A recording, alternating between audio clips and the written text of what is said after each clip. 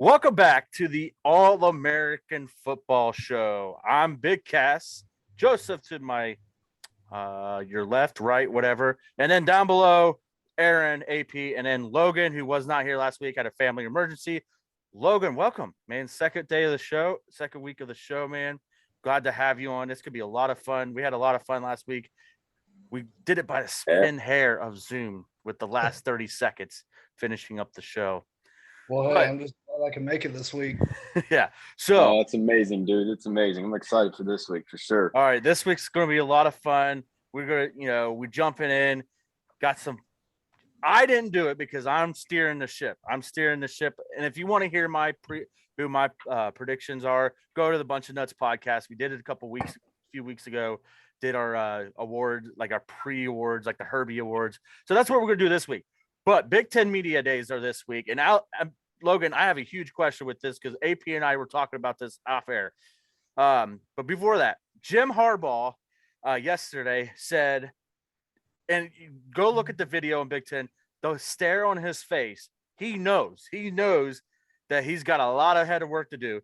But his goals are to beat Ohio State and Michigan State, to win the Big Ten, and win a national championship. Obviously, yeah, you want to do that. But his facial expressions showed it all. Like, he knows, like he's got a lot of work ahead of him because that defense is going to need a lot of work. He's got a lot of guys. That offense is going to be very explosive. Yeah, their schedule favors it. We'll get more into that later on when we preview the Big Ten.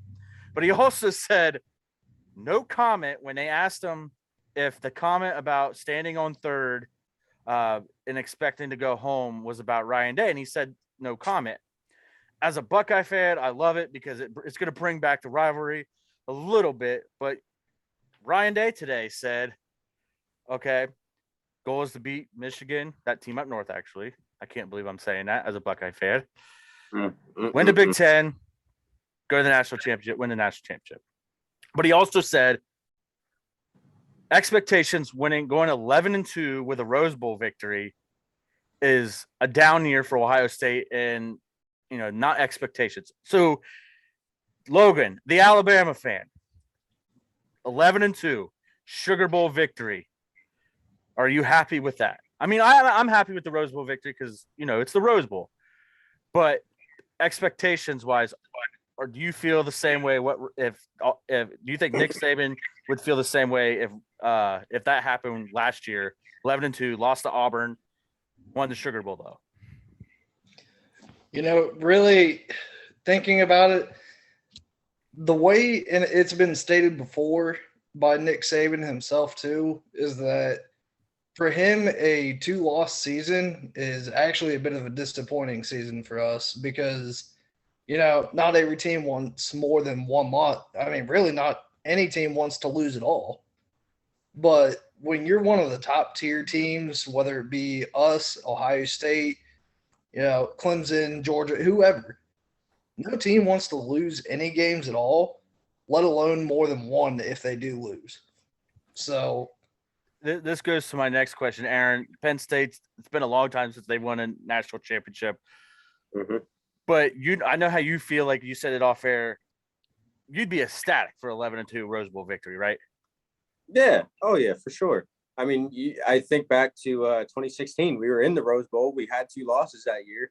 Unfortunately, we lost the Rose Bowl. But, I mean, I would have been ecstatic with that. Now, of course, the goal is always to win a national title, but you got to put things in perspective. We're not quite there yet. So, of course, yeah, I'd be thrilled with a Rose Bowl victory, 11-2. I don't think it would be a Rose Bowl this year. Is it in the playoff this year? I don't even. No, remember. It's peach and all right. So yeah, orange, so, yeah, peach and orange, yeah, or something like that. Yeah, if we went 11-2 and won the Rose Bowl, yeah, I'd be ecstatic with that year, especially after the past 2 years that we've had.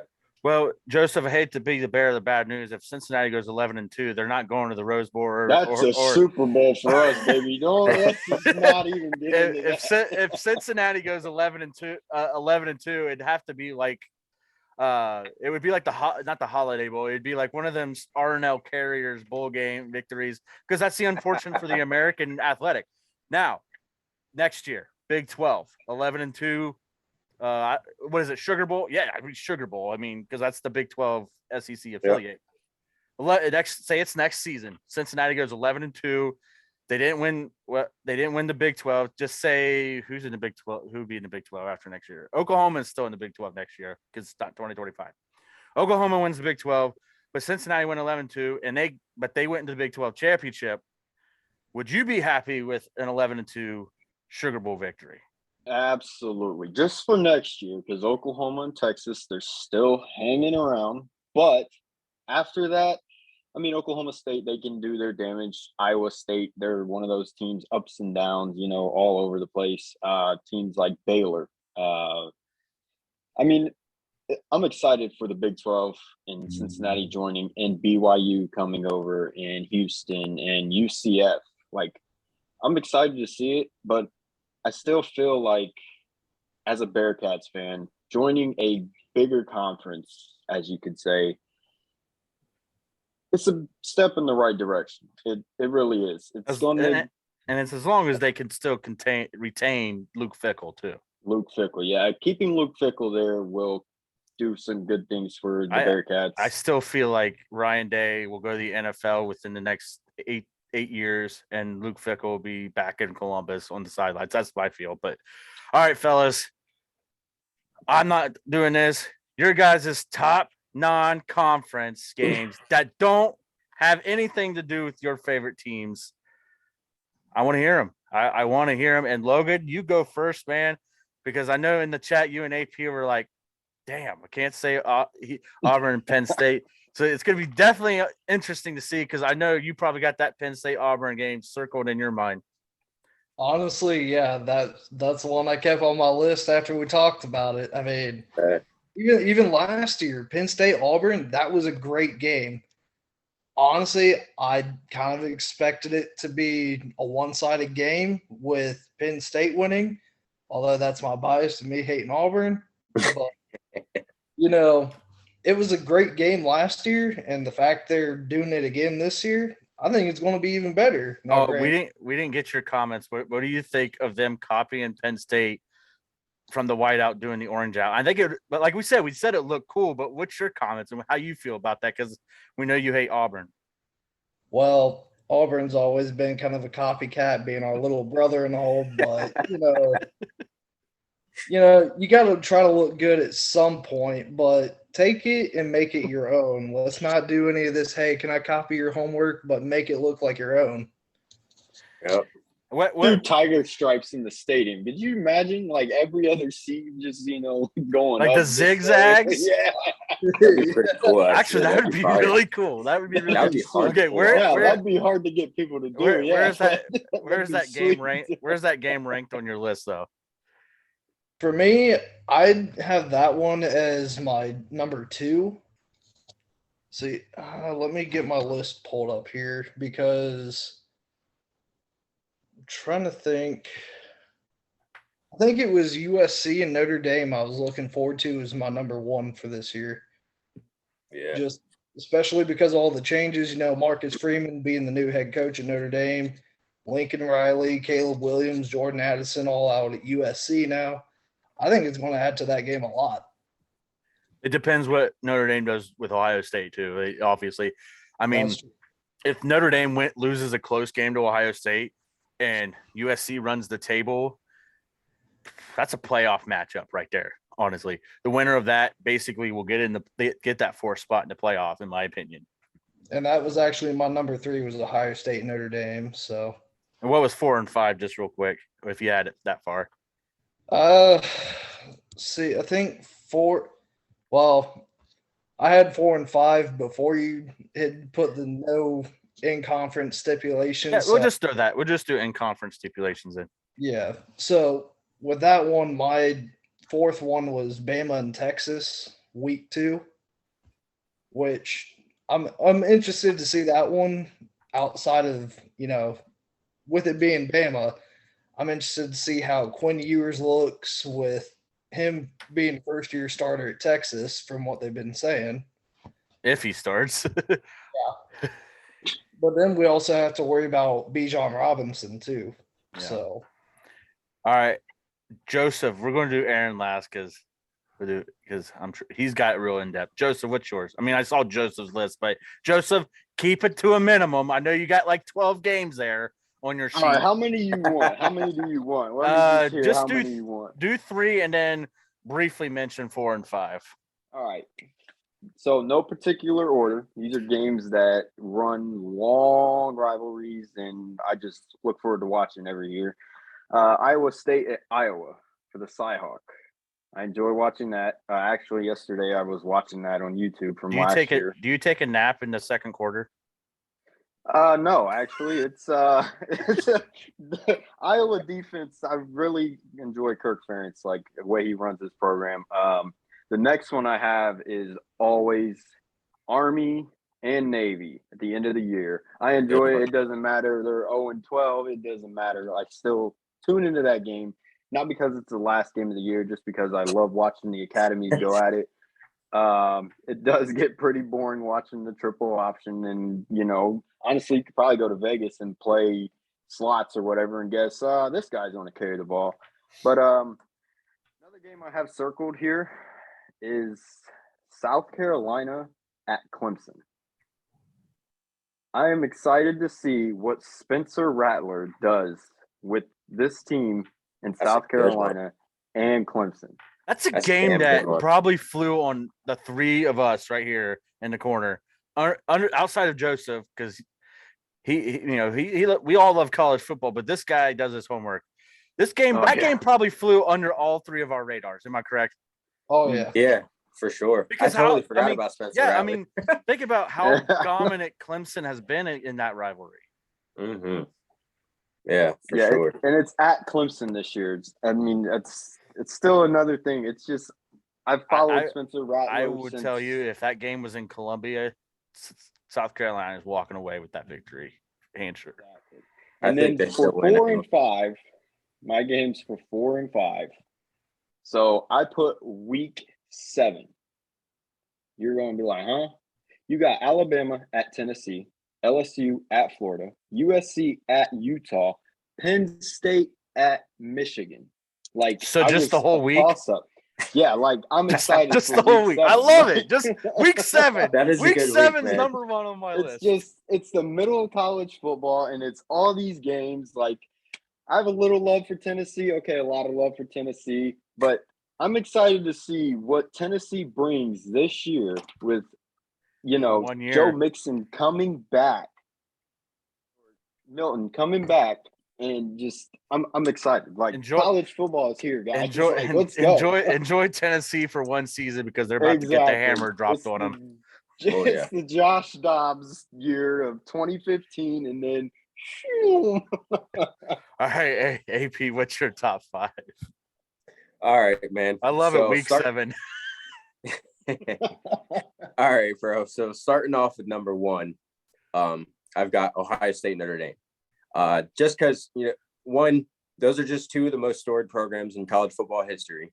But also, you got the dynamic of Marcus Freeman on the sidelines, back in the shoe, going up against his alma mater. And James Laurinaitis as well. So that's going to be really interesting to watch. I think that's going to be a barn burner of a game. I think it's going to be close, a little close for your comfort, Josh. But I do think Ohio State comes out on top. But it's going to be a really good game. I'll be in the shoe that game. I've knock on wood, I haven't been to a game where the Buckeyes have lost, so I've got a good track record. Yeah, same for me at Penn State. The game makes me nervous, but it's something we'll have to break down. You'll check the breakdown on the Bunch of Nuts podcast more in depth of that game. Yeah. My number 2, Oklahoma at Nebraska. That's going to be – last year's game was really good. And Nebraska, I think I mentioned it maybe last week on the podcast, or maybe I was just talking to you, Josh. Nebraska was the best 3-win team in the history of college football. They were right there in every game. What was it? 8 games they lost by 1 score?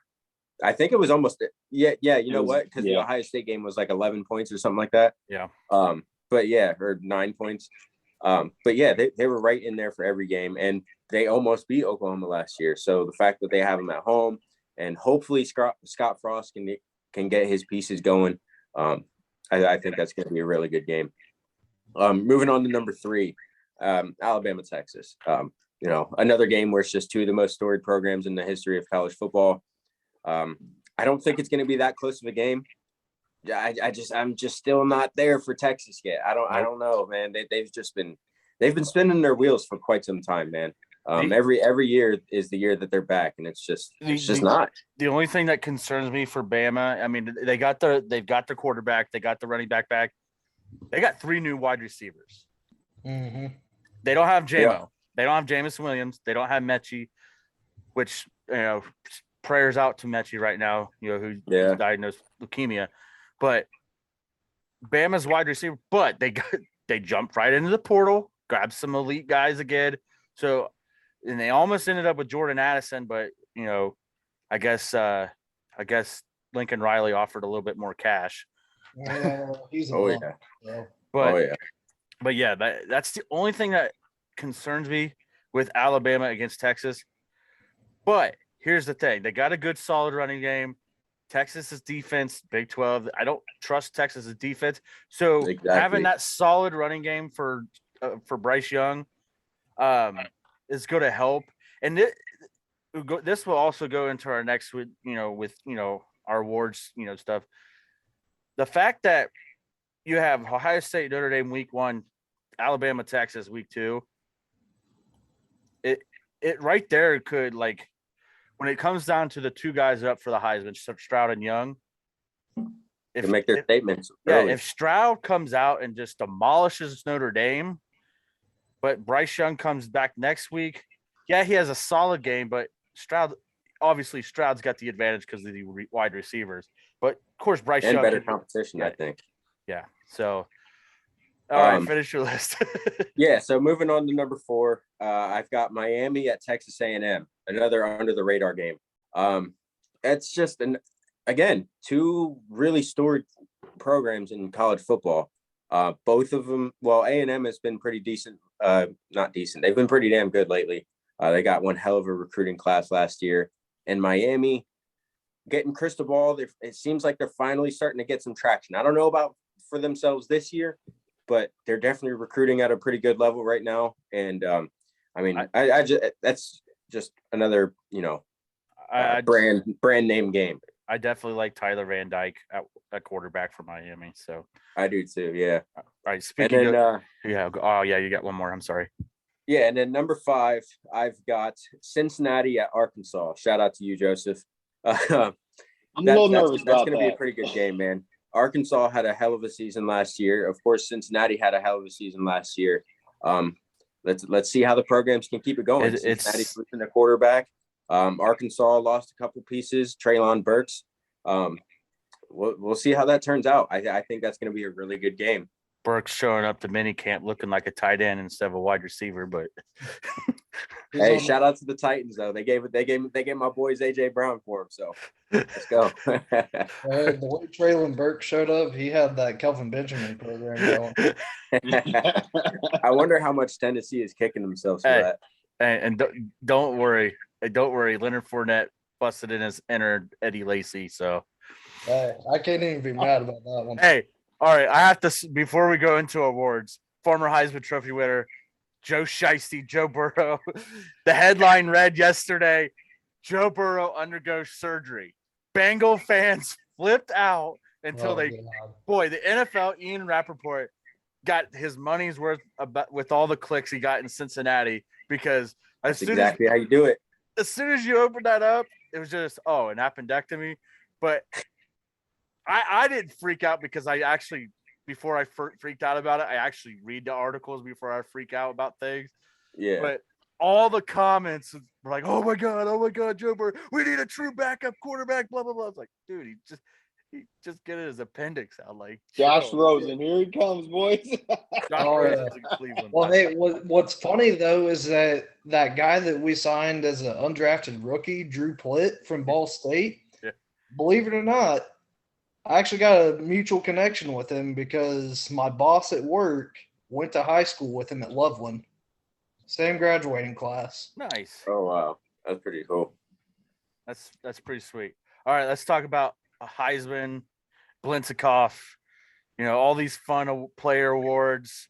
I need your guys' top 3 finalists. Who? Can I start?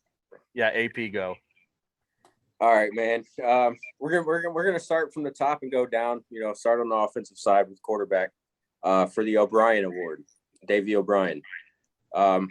It's hard to go against the 3 favorites, of course, C.J. Stroud, Bryce Young, and Caleb Williams.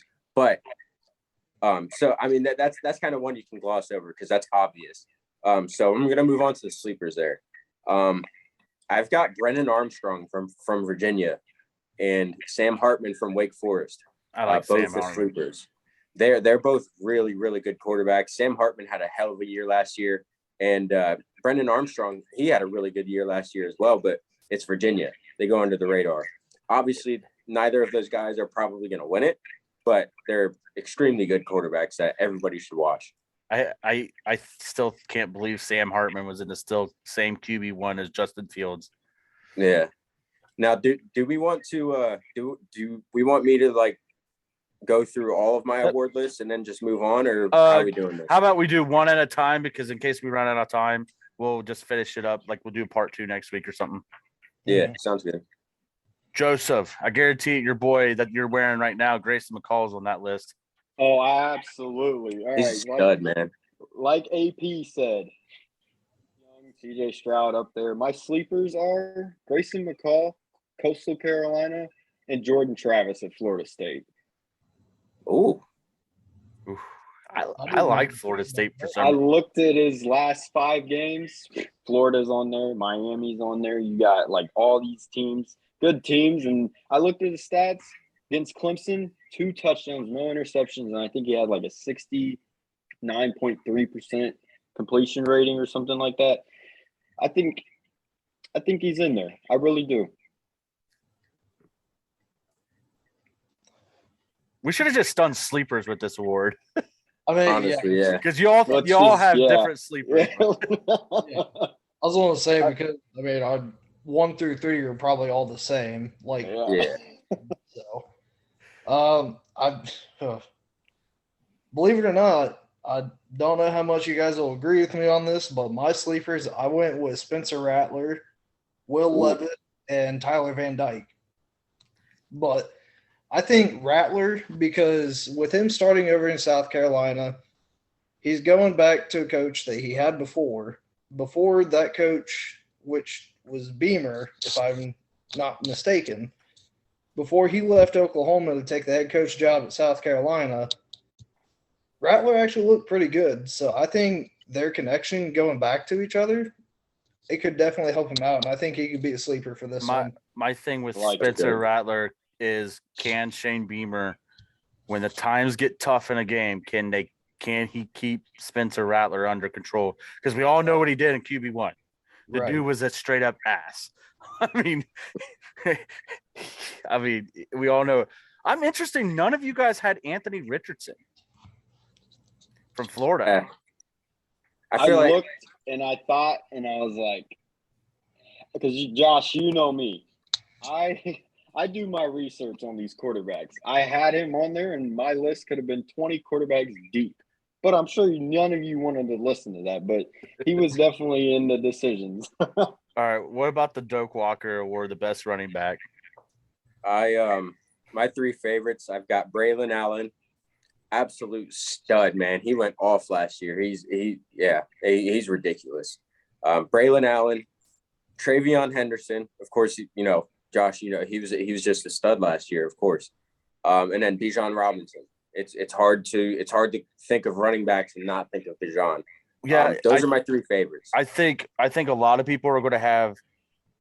The 3 of you will probably have Bijan and Travion, and then it's going to be Braylon Allen and then other guys like in that 3rd spot.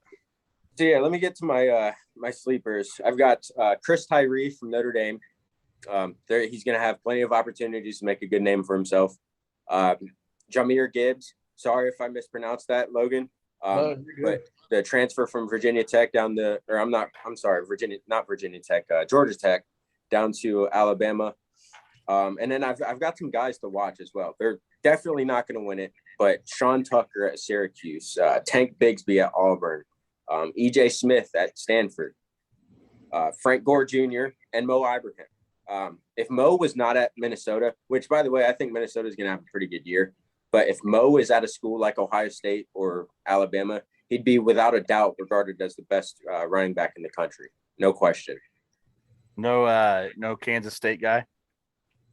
Deuce Vaughn. Deuce Vaughn. I have him in here for another award. We'll get to that here later on. Yeah. All right, Joseph, your running backs. All right. So I'm just going to do sleepers on all my awards because my Same top three. My top three are, as follows. But my couple of my sleepers are Tank Bigsby, Auburn. Sounds like a homer to me because I'm got a little Tennessee love in me, but Jabari Small from Tennessee. Okay. I think he's going to be one to wreck it up and tear it up this year too as well. All right. Logan? Obviously, I had Travion and Bijan, but I was split at number 3. I had Jameer and Braylon at number 3. Yeah. I mean, they were both good. I couldn't really choose. So, but my sleepers, I went with Mo and Tank on 2 of my sleepers, and then my third, I actually went with Blake Quorum from Michigan because even as a second-year player, an athlete. He is an athlete. He broke out last year, and Josh, as much as I hate to say, even against you guys, he had a great showing. Oh, that was a Hassan Haskins on that one. If I have to hear, I love the last name Haskins, but if I have to hear Hassan Haskins one more time, I'm going to scream it, just like Tim Biaka-Batuka. I mean, that's kind of the reason why I didn't go with a Michigan running back because they've got a couple guys back there that they're probably going to be splitting time. So it's gonna be tough to really break out and go for an award when you're splitting time like that. That's why I think Travion Henderson won't win the award, but he's definitely gonna be top 3 because everybody forgets Mayan Williams. The dude would be a starting running back anywhere else in the country, and probably be right there up for the Doak Walker maybe a little bit. But I mean, Travion is Travion. The dude averaged almost 8 yards a carry last year as a freshman, and now he's a little bit bigger and a little bit faster. That's like saying Miles Sanders should have started over Saquon. Not saying that you were saying Mayan. No, I said Travion, but I said Mayan could start anywhere in the country and be a solid running back. Definitely a good chunk for sure. All right, Blintikoff. All right, man. We got 8 minutes, so we'll do Blintikoff and then Heisman. Well, Blintikoff, Buckus, and then what about the Mackey? Blintikoff. Let's do Blitnikoff and Mackey, and then see if we have time for Heisman. Okay. Yep. So for the Blitnikoff, I've got just give your sleepers because that's I guarantee it the same 3: Smith and Jigba, Addison, Booth, and Smith Booth and Jigba. and Smith and Jigba. Just give your sleepers. So I've got one here that's a deep sleeper. Jalen Cropper from Fresno State. That's a school that's going to be tough to watch for a lot of people, and that's why he's not going to win the award. But I was up late one weekend watching Fresno State last year, and the kid had 5 touchdown receptions in one game. It was ridiculous. He is an absolute monster. So I've got him on there. A.T. Perry from Wake Forest, because he's got Sam Hartman throwing him the ball.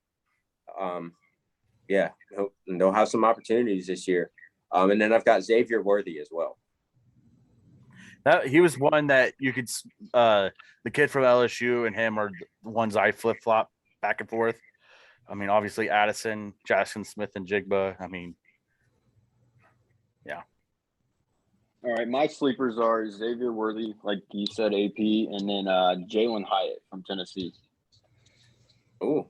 Yeah. I'll give you a sleeper for mine, the Michigan guy, number 7. Edwards. Edwards. Yeah. Watch out. I can see that. He might be McNamara or McCarthy's only outside weapon. I know they got Ronnie Bell, but Very well could be. Yeah. Let's say for my sleepers, I had a bit of a homer pick. I went with Jermaine Burton, the Georgia transfer. I think in our system, I really think he could produce a lot. Obviously, he was overshadowed quite a bit last year at Georgia, just due to the fact that they had Pickens. Uh, And 98 tight ends that are all Americans. yeah, Chicago Bears is what it sounds like. Okay, not all Americans, but yeah. Well, and then my other two sleepers, I went with actually another Tennessee pick. I went with Cedric Tillman, who he was actually kind of a late breakout in the year last year. He started out good, but because of the whole quarterback option between Joe Milton and Hendon Hooker going back and forth, not knowing who they're going to start, kind of affected his production. But I think he could be one to really watch out for. And then my last one was Zay Flowers from Boston College. Man, I like it. I like it. He's a dog. All right, we got 5 minutes. We have time to do the Mackey and Heisman. We'll make them quick. Yeah. All right. So my favorites for the Mackey, I've got Eric All from Michigan, Brock Bowers from Georgia, and Sam Laporta from Iowa. All three of them are just rock solid, man. Sam Laporta was Iowa's offense for a lot of the year last year. Eric All, as a Penn State fan, man, it's tough. It's tough to get that last touchdown out of my mind from the Michigan game last year, man. And then Brock Bowers he's just an all around stud, man. And then my sleeper, I've got Jaheim Bell. Nice. My sleeper, All right. I have Joe Royer.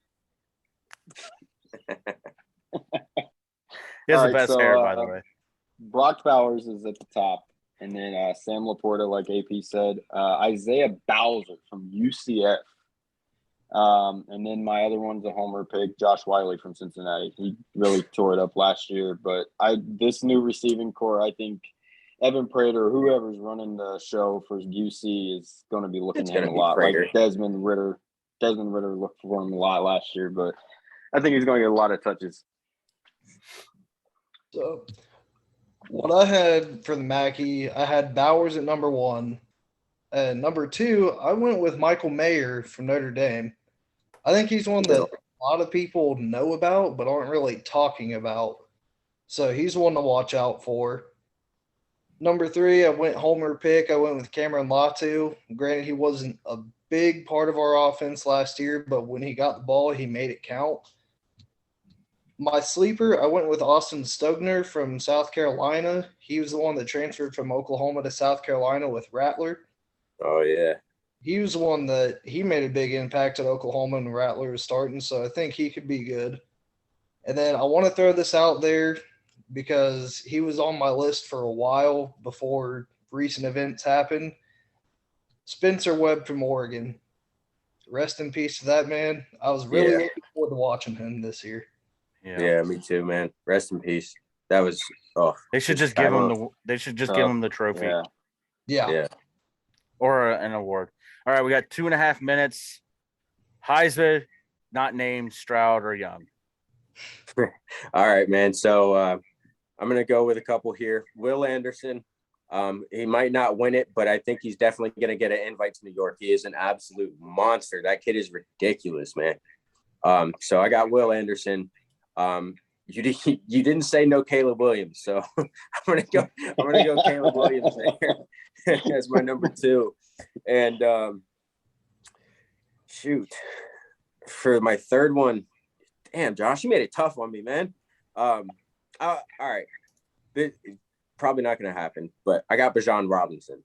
People were talking about him possibly going to New York about halfway through the season last year, and then of course Texas started being Texas. Maybe if they have a good year this year, it's probably going to be on Robinson's shoulders. So if Texas has a good year this year, yeah. Cool. Sweet. All right. You said not the top 3. I go Will Anderson, like AP said. It's a shot in the dark. I think Braylon Allen will be there. And can't leave this guy out. Let's do – this is my third sleeper right here. Grayson McCall, open some eyes, and Mick Mullet is going to ball this year. All right, we got a minute. All Go, right. Logan. So I went with Will Anderson also, mainly because he should have been there over Aiden Hutchinson last year, in my opinion. But Yes. you know, so then I went after him. I went with Smith and Jigba because I think he could be the next wide receiver to be in the race for it, given that Devontae was the most previous. And then Bijan was also my third, but only because at this point he's Texas' only hope. All right. All right, fellas. Since we got less than a minute, we're going to make this quick. Next week, we're going to finish. Actually, you know what? Scratch that. That's all the awards we'll go do next week. Game day atmospheres, man. We're going to do game day atmospheres.